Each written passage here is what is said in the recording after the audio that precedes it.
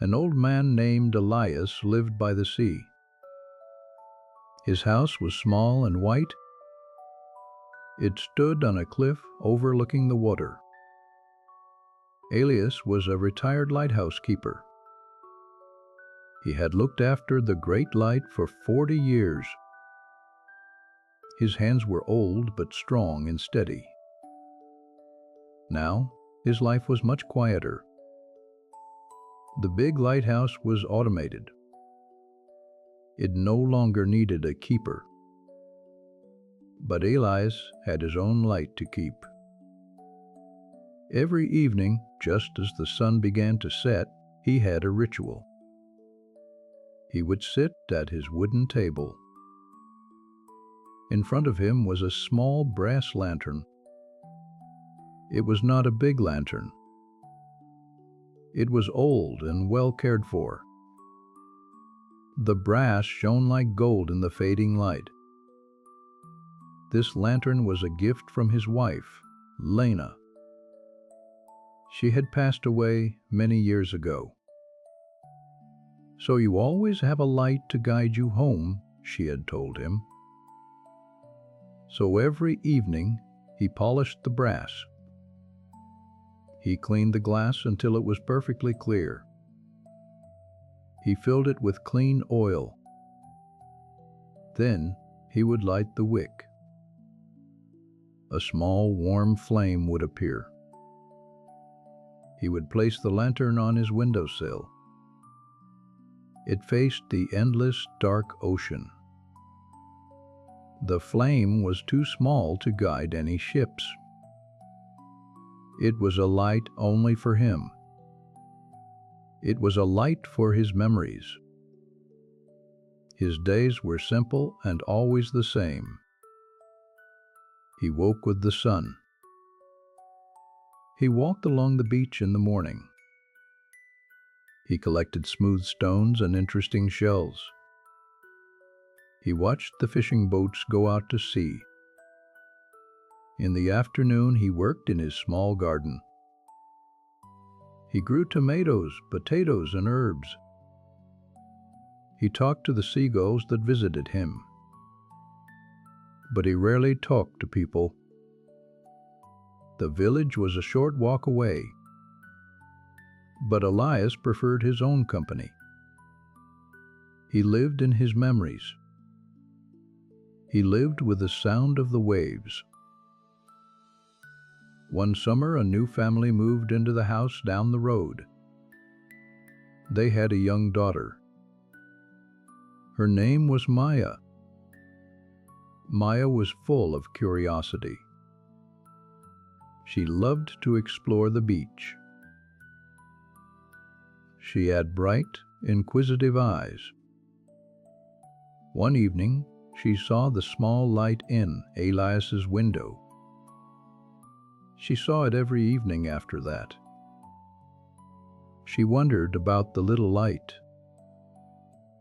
It was not big and powerful like the lighthouse beam. It was small, soft, and personal. One afternoon, she saw Elias in his garden. She was nervous, but she walked over. "Hello," she said in a small voice. Elias was surprised. He was not used to visitors. He looked at the little girl. "Hello," he replied, his voice a little rough.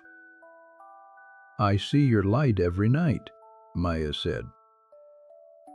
"It's very beautiful." Elias was silent for a moment. "It's just an old lantern," he said. "Why do you light it?" she asked directly. Her question was simple and honest. Elias did not know how to answer.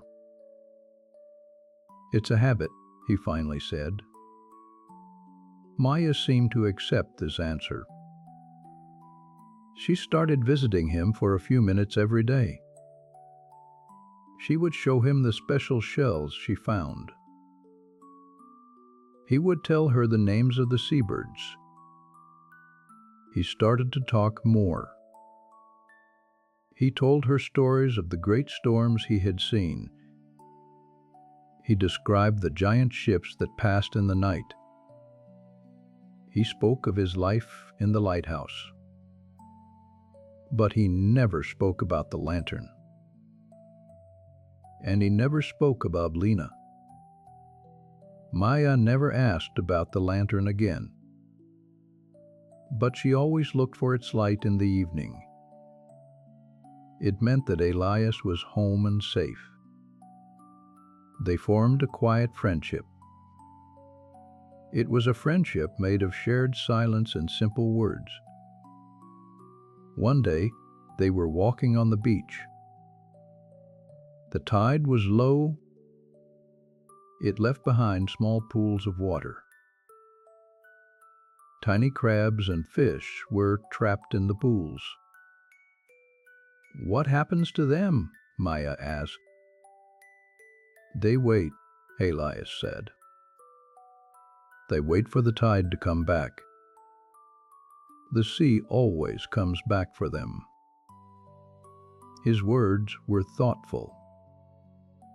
That evening, Elias sat with his lantern. He polished the brass. He thought about what he had said. The sea always comes back. He looked at the small flame. For 40 years, he had helped others find their way. But maybe he was the one who was lost. He was trapped in his own small pool of memory. He was waiting for a tide that would never return. The next evening, when Maya visited, Elias did something different. "Come," he said, "walk with me." He carried the unlit lantern with him. They walked down to the edge of the water. The sun was a fiery orange ball sinking into the ocean.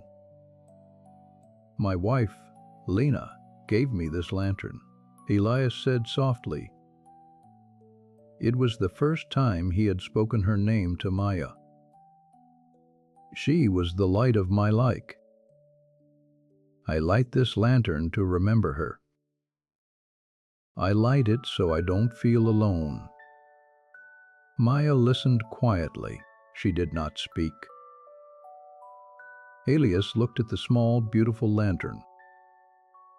Then he looked at the vast, endless sea. He thought of Lena's smile. He realized her light was not in the lantern. Her light was in his heart. It was in his memories. It was in the warmth of the sun and the salt in the air. He knelt down. He found a flat piece of driftwood. He gently placed the lantern on the wood. Then he lit the wick. The flame flickered steady and bright.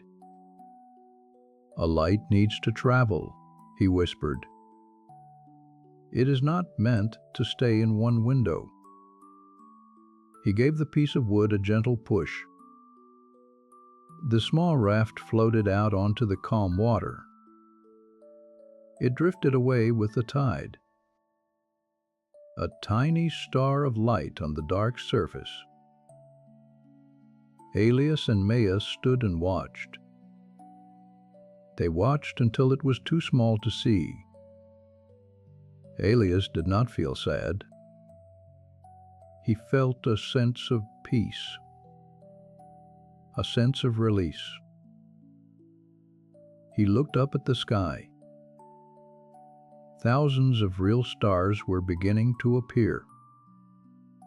He had not truly noticed them for a very long time. "There are so many lights," Maya said in wonder. Elias put his hand on her shoulder. "Yes," he said, and for the first time, his voice was not rough. "Yes, there are." From that day on, Elias did not light the lantern. He would still sit by his window in the evening. but now he looked at the stars. And sometimes he would walk with Maya on the beach. They would watch the tide go out and watch it come back in. He still had his memories of Lena. They were warm and happy, not heavy. He learned that some things are meant to be let go. And he learned that new lights can always be found, even in the quietest of lives, even in the darkest of nights. The old lighthouse keeper had finally found his way home,